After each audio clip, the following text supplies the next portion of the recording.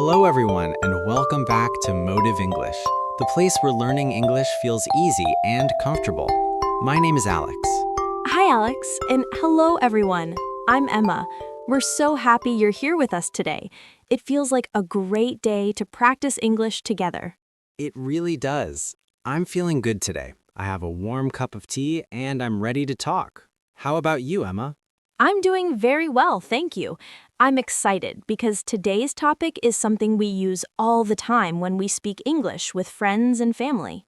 Oh, that sounds interesting already. I like topics that are useful in daily life. What are we talking about today? Today, we're going to talk about the past. We'll learn how to talk about things that happened before, like yesterday, last week, or even a long time ago. That's a great topic. We talk about the past every day without thinking about it. Our day, our memories, and our stories. Exactly. And don't worry, we'll keep everything simple and clear so everyone can follow along. Before we continue, we'd like to ask you for a small favor. If you're enjoying this podcast, please take a moment to like this video. It really helps our channel grow. And don't forget to subscribe to Motive English so you don't miss our future episodes. We share new English practice regularly. Also, feel free to share this video with your friends or anyone who is learning English. Learning is always better together. Thank you so much for your support. Now let's relax and start talking about the past, step by step, together. So, Emma, today's topic is really exciting. We're going to talk about the past. Now, that might sound a little scary to some learners, but it's actually one of the easiest things to start with. The past is simply all the things that happened before this moment, yesterday, last week, or even a long time ago. It's the stories of our life, and the great thing is, everyone has stories to share. Exactly, Alex. And the best part is, you don't need complicated words or sentences to talk about the past. Even very simple sentences can tell a full story. For example, you can say, "Yesterday I drank coffee," or "Last night I watched a movie." That's it. Two small sentences and you already shared something from your day. Simple, right? Yes, and it's not just about what you did yesterday. You can talk about your childhood, last vacation, or anything you remember from the past. Even small details like a toy you loved or a place you visited make a story interesting. The past is everywhere around us. It's in our memories, in our daily life, and in the little things we did that make us who we are. And don't worry if you feel nervous at first. Talking about the past is like telling a friend about your day. No one expects you to be perfect. You just need to share your experience so people can understand. That's what makes it fun and natural. Right. For example, yesterday I went to the park. I walked, I saw flowers, I met some friends. Simple words, small sentences, but now you know exactly what I did. And the listener can even imagine being there with me. That's the power of the past. It creates pictures in our minds and connects us. Yes, Alex, and you can do the same. Think about what you did yesterday, last weekend, or even last year. Your stories don't need to be long or perfect. You can start with just one or two sentences, and it's already practice. Every time you do it, your confidence grows. Exactly. And another thing, listening to others talk about the past can help you too. When you hear a story about someone's day or their childhood, you start to notice the words they use. You learn how to describe actions, places, and feelings in a natural way. And don't forget, the past is everywhere. It's in songs, movies, even in stories your friends tell you. When you listen carefully, you'll notice how simple it can be to talk about the past. It's not a rule book, it's just sharing life. Yes, and today we're going to show you step by step how to do it. We'll start with small examples from daily life, then move to childhood stories, vacations, and even some memories that make us laugh, all in simple words that you can repeat and practice yourself. Exactly, Alex. So as you listen, imagine your own stories. Think about what you did yesterday. What made you happy? What did you see, eat, or enjoy? Even small things matter. Yes, and remember, talking about the past isn't scary. It's fun. It helps you share your life, connect with people, and practice English at the same time. So don't worry about mistakes. Just enjoy it, one small sentence at a time. And the best part, Everyone has something to share. You already have your own stories inside your mind waiting to come out. So let's start this journey together. Today, we'll explore simple past stories, and you can try them yourself too. Perfect. So are you ready, Emma? Let's begin with something very easy and familiar, what we did yesterday. Yes, Alex, let's do it. And don't worry, listeners, we'll take it slow, step by step, and keep everything simple and clear. You'll see how easy it is to talk about the past. So, Emma, let's start with a simple example. Yesterday, I woke up early, around 6 in the morning. I felt refreshed and ready to start the day. First, I made a big cup of coffee and had a light breakfast with toast and eggs. It was very quiet in the morning, and I enjoyed the calm. Oh, I see. You woke up, you made, and you had breakfast. Those are great words for yesterday. I can imagine you sitting there, sipping your coffee, feeling happy. That sounds like a perfect start to the day. Yes. After breakfast, I went for a walk in the park. The sun was shining and the air was fresh. I saw some colorful flowers and a few small birds singing in the trees. Walking there was very relaxing, and I even met a friend. So you went for a walk, you saw flowers, and you met a friend. Perfect. I love how you describe small details. It makes it easy to understand what you did. Even simple words can tell a full story. Exactly. Then, later in the morning, I visited the supermarket. I bought some fruits, some milk, and a loaf of bread. It wasn't too busy, so I could walk around calmly and enjoy the little things. After that, I came home and cleaned the kitchen. It took a bit of time, but I felt accomplished.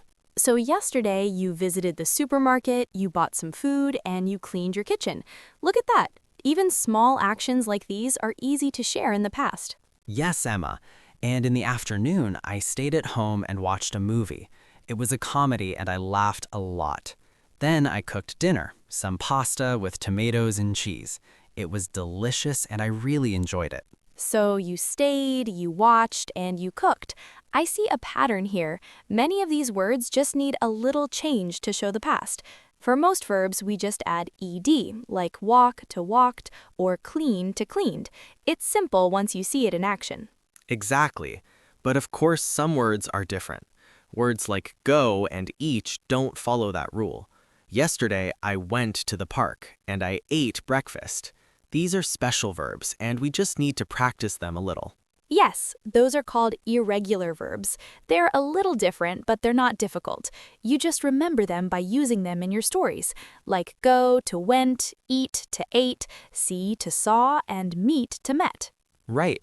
And the great thing is, even if you make small mistakes, people can still understand you. For example, if you say, I walked to the park yesterday, it's not perfect, but the meaning is clear. Practice makes perfect over time. Exactly, Alex. And the ed verbs are so easy.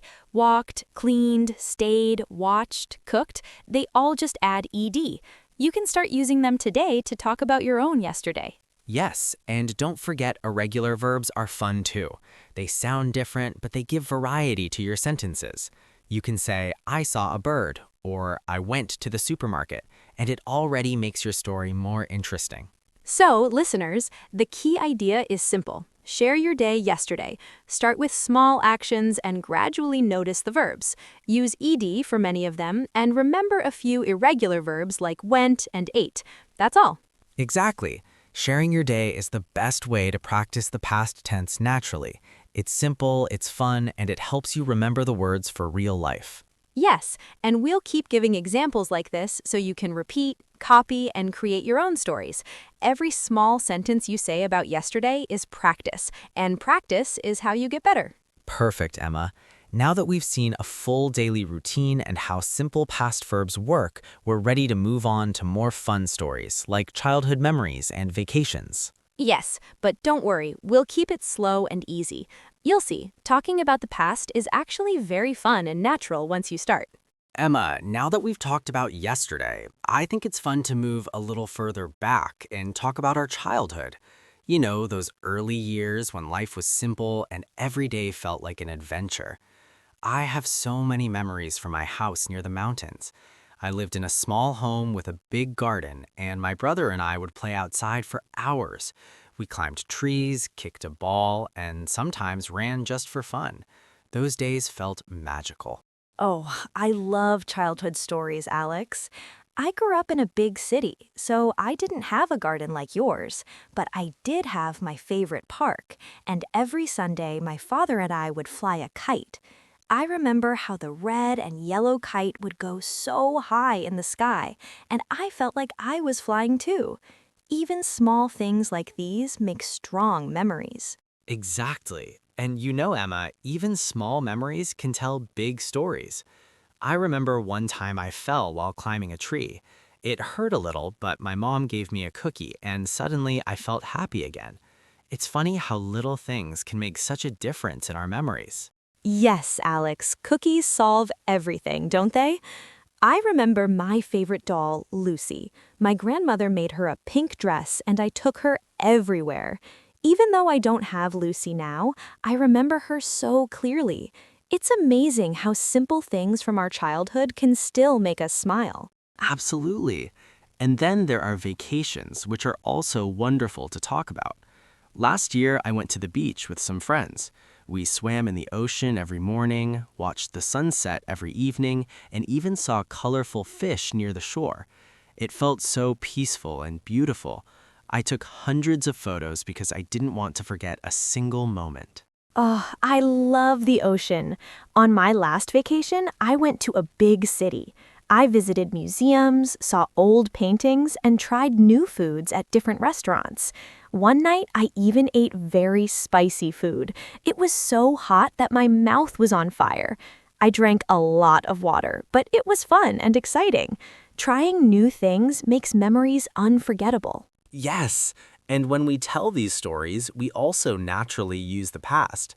That's why talking about vacations, childhood, or even little daily moments helps you practice English without thinking about grammar too much. Exactly. And it's not always about fun or happy things. Sometimes it's about things we didn't do. For example, yesterday I didn't go to the park because it was raining. I stayed home and read a book instead. It's simple, but it's also a way to practice saying things that didn't happen. Yes, or I can say, I didn't eat breakfast at the cafe yesterday. It's a small sentence, but it tells a clear story about what I didn't do. Using didn't is very helpful because it gives variety to your sentences. You can talk about things you did and things you didn't do. Exactly, Alex. And the best thing is, you can combine it with any story. You can say, when I was a child, I didn't like broccoli, or during my last vacation, I didn't swim in the cold water. It's natural and easy. Yes, Emma. So, listeners, don't be afraid to say didn't. It's just another tool to tell your story. You can share both what you did do and what you didn't do. That makes your stories richer and more interesting. And it's also fun. You can mix happy memories, fun vacations, and even little things you didn't do to make your English practice more engaging. Your stories can be short or long, but the important thing is that you try. Exactly. So today we talked about childhood, vacations, small memories, and even the things we didn't do. All of these are perfect ways to practice the past naturally. You don't need complicated rules, just share your stories. Yes, remember listeners, your own life is full of stories. Start with something simple, like yesterday, or a favorite memory from when you were a child. You can add what happened, what you saw, or even what you didn't do. Every story helps you practice English and makes your speaking more confident. Perfect. And next, we'll show you some simple tips to practice these stories even more. But for now, think about your favorite childhood memory, your last vacation, or something fun you didn't do. Yes, Alex, and keep it simple. Share your stories in English and don't worry about mistakes. That's how you learn and how your stories become even more alive. Emma, now that we've shared some stories about childhood and vacations, I think it's a great time to give our listeners some tips for practicing the past tense. One thing I always recommend is diary writing. Just spend 5 or 10 minutes every day writing a few sentences about your day yesterday or your last weekend. Even simple sentences like, yesterday I walked in the park, or I ate breakfast with my family are perfect. Yes, Alex, diary writing is amazing because it lets you organize your thoughts. You don't have to worry about speaking yet, you just write. And later, you can read it out loud to practice pronunciation and flow. I always tell my students, even a few lines a day make a huge difference. Another tip is to talk to yourself in the mirror. It may sound a little funny at first, but it really works. Look in the mirror and say, "Yesterday I cleaned my room," or "I went to the store." It helps you practice speaking naturally, and the mirror never interrupts. It's a safe way to practice English without feeling nervous. Exactly. I love the mirror method because it helps you notice your own mistakes and correct them right away. You can practice your daily routines, your favorite stories, or even what you didn't do. It's private, so you can repeat as many times as you need until you feel confident. And of course, songs are a wonderful tool. Many songs tell stories about the past. They talk about love, friendship, or memories. Listening carefully, you can hear simple past words like went, saw, or played. Songs help you remember words naturally because the melody makes learning fun. Yes, for example, any song about yesterday or memories is great. You can even try to sing along and notice the verbs. And movies are similar, they're stories in motion. Watch a short scene and then try to tell the story in your own words. Maybe, the man walked to the park. He saw a dog. He laughed.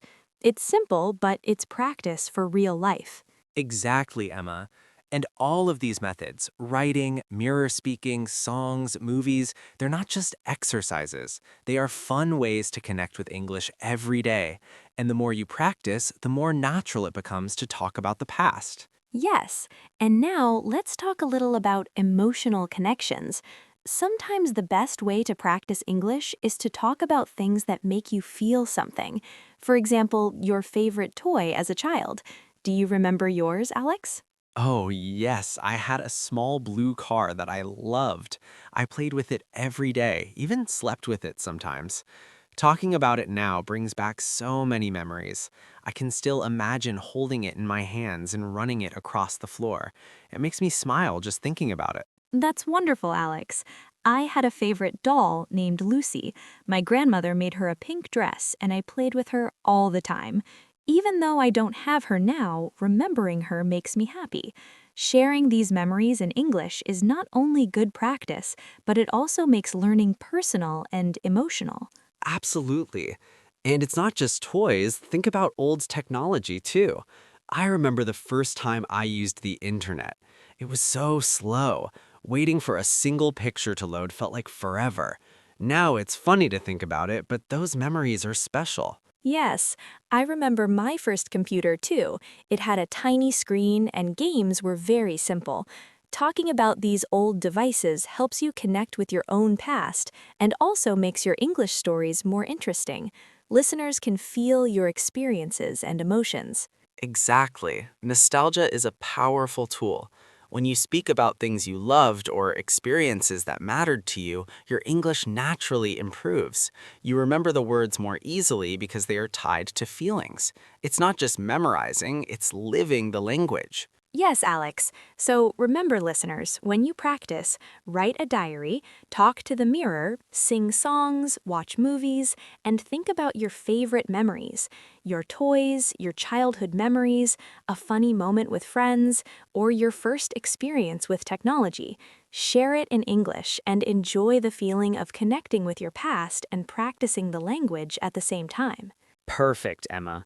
And remember, listeners, it doesn't have to be perfect. Just speak from the heart. Share your memories, and your English will naturally improve.